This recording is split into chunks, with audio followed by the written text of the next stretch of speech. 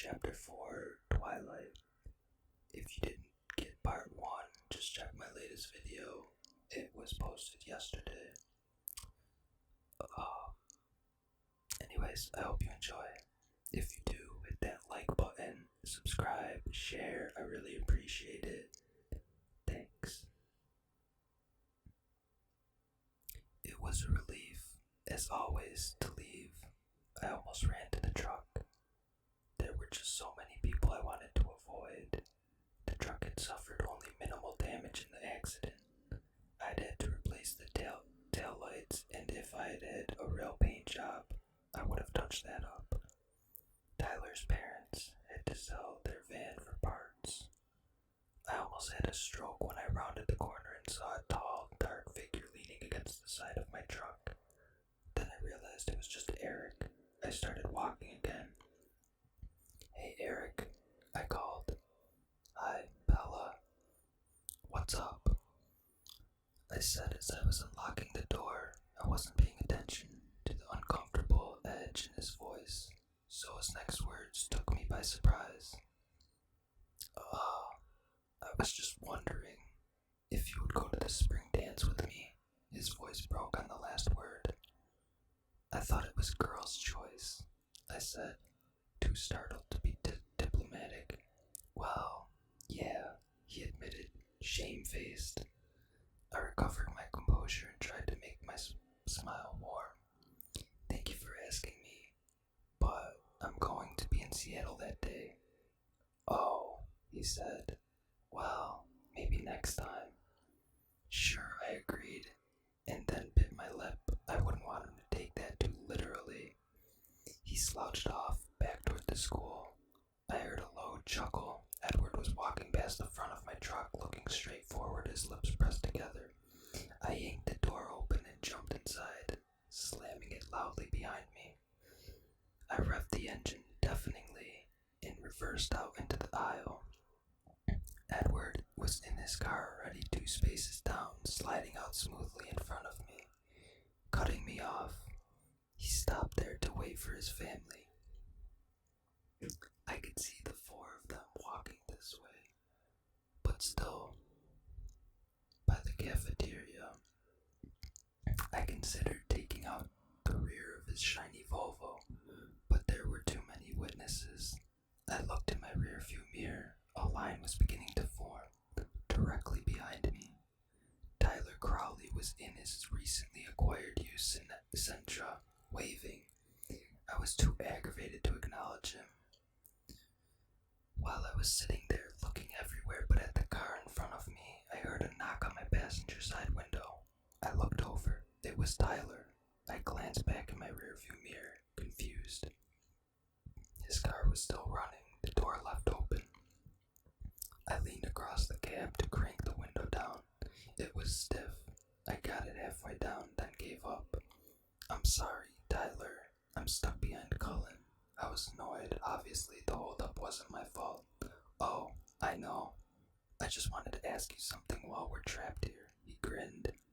"This could not be happening." "Will you ask me to the spring dance?" he continued. "I'm not going to be in town, Tyler." My voice sounded a little sharp. I had to remember it wasn't his fault that Mike and Eric had already used up my quota of patience for the day. "Yeah, Mike said that," he admitted. "Then why?" He shrugged. "I was hoping you were just letting him down easy." "Okay, it was completely his fault. Sorry, Tyler," I said, working to hide my irritation. "I really am going out of town." "That's cool. We still have prom." And before I could respond, he was walking back to his car. I could feel the shock on my face. I looked forward to see Alice, Rosalie, Emmett, and Jasper all sliding into the Volvo. In his rearview mirror, Edward's eyes were on me. He was unquestionably shaking with laughter, as if he'd heard every word Tyler had said. My foot itched toward the gas pedal. One little bump wouldn't hurt any of them. Just that glossy silver paint job. I revved the engine. But they were all in, and Edward was speeding away. I drove home slowly, carefully, muttering to myself the whole way. When I got home, I decided to make chicken enchiladas for dinner. It was a long process, and it would keep me busy while was simmering the onions and chilies. The phone rang. I was almost afraid to answer it, but it might be Charlie or my mom. It was Jessica, and she was jubilant. Mike had caught her after school to accept her invitation. I celebrated with her briefly, but while I stirred, she had to go. She wanted to call Angela and Lauren to tell them. I suggested, with casual innocence, that maybe Angela, the shy girl who had biology with me, could ask Eric. And Lauren, a standoffish girl who had always ignored me at the lunch table, could ask Tyler. I'd heard he was still available. Just thought that was a great idea. Now that she was sure of Mike, she actually sounded sincere when she said she wished I would go to the dance. I gave her my Seattle excuse. After I hung up, I tried to concentrate on dinner, dicing the chicken especially. I didn't want to take another trip to the emergency room, but my head was spinning trying to analyze every word Edward had spoken today. What did he mean? It was better if we weren't friends. My stomach twisted as I realized what he must have meant. He must see how absorbed I was by him. He must not want to lead me on, so we couldn't even be friends because he wasn't interested in me at all. Of course he wasn't interested in me, I thought angrily, my eyes stinging in delayed reaction to the onions. I wasn't interesting, and he was interesting, and brilliant, and mysterious, and perfect, and beautiful, and possibly able to lift full-size vans with one hand. Wow, that was fine. I could leave him alone. I would leave him alone. I would get through my self-imposed sentence here in purgatory, then hopefully some school in the Southwest or possibly Hawaii would offer me a scholarship. I focused my thoughts on sunny beaches and palm trees as I finished the enchiladas and put them in the oven. Charlie seemed suspicious when he came home and smelled the green peppers. I couldn't blame him. The closest edible Mexican food was probably in Southern California. But he was a cop, even if just a small-town cop, so he was brave enough to take the first bite. He seemed to like it. It was fun to watch as he slowly began trusting me in the kitchen. Dad, I asked when he was almost done. Yeah, Bella. I just wanted to let you know that I'm going to Seattle for the day a week from Saturday, if that's okay. I didn't want to ask permission. It set a bad precedent, but I felt rude, so I tacked it on at the end. Why? He sounded surprised, as if he were unable to imagine something that Forks couldn't offer. Well, I wanted to get a few books. The library here is pretty limited, and maybe look at some clothes. I had more money than I was used to having since, thanks to Charlie, I hadn't had to pay for a car. Not that the truck didn't cost me quite a bit in the gas department.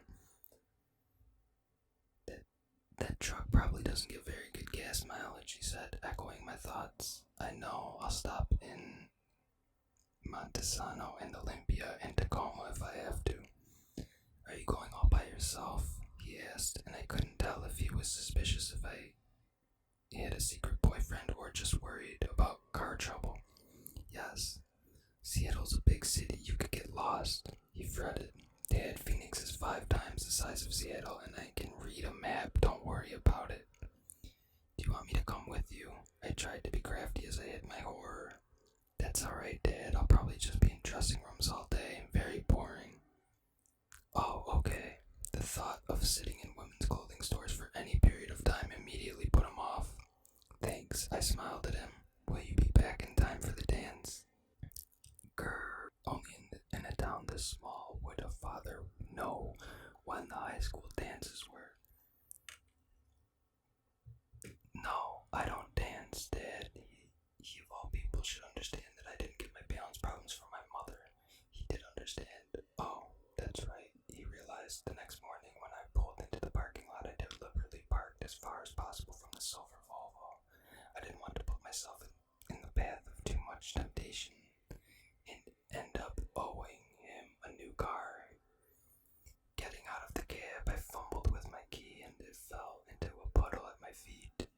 As I bent to get it, a white hand flashed out and grabbed it before I could. I jerked upright. Edward Cullen was right next to me, leaning casually against my truck. "How do you do that?" I asked in amazed irritation. "Do what?" He held my key out as he spoke. As I reached for it, he dropped it into my palm. "Appear out of thin air. Bella, it's not my fault if you are exceptionally unobservant. His voice was quiet as usual. Velvet, muted. I scowled at his perfect face. His eyes were light again today, a deep golden honey color. Then I had to look down to reassemble my now tangled thoughts. "Why the traffic jam last night?" I demanded, still looking away. "I thought you were supposed to be pretending I don't exist, now not irritating me to death." "That was for Tyler's sake, not mine. I had to give him his chance." He snickered. "You?"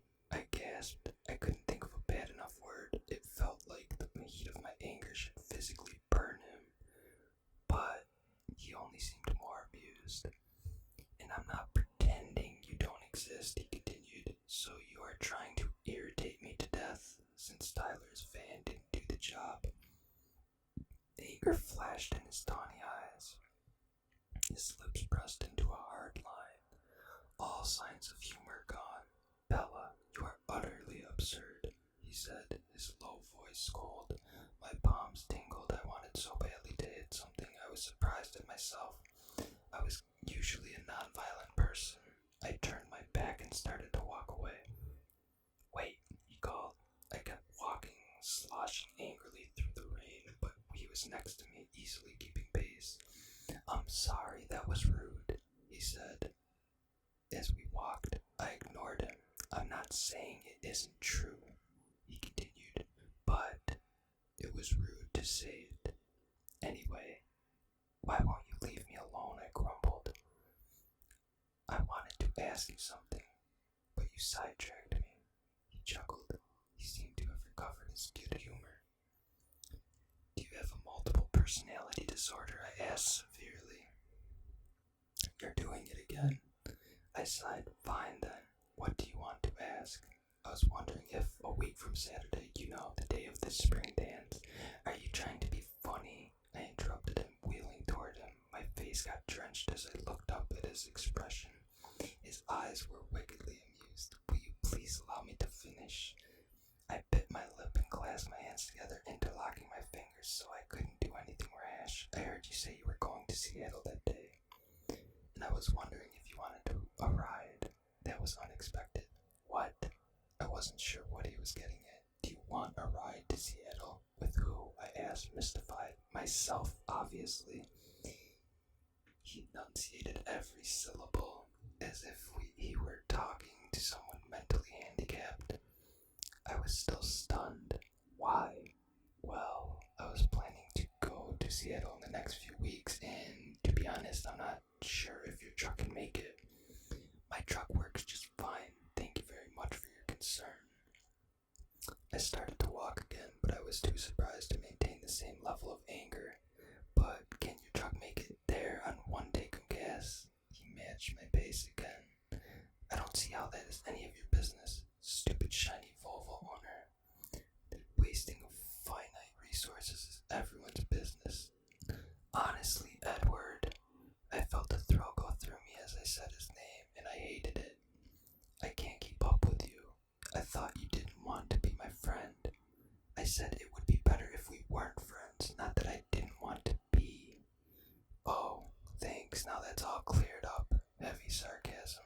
I realized I had stopped walking again. We were under the shelter of the cafeteria roof now, so I could more easily look at his face, which certainly didn't help my clarity of thought. "It would be more prudent for you not to be my friend," he explained, "but I'm tired of trying to stay away from you, Bella." His eyes were gloriously intense as he uttered that last sentence, his voice smoldering. I couldn't remember how to breathe.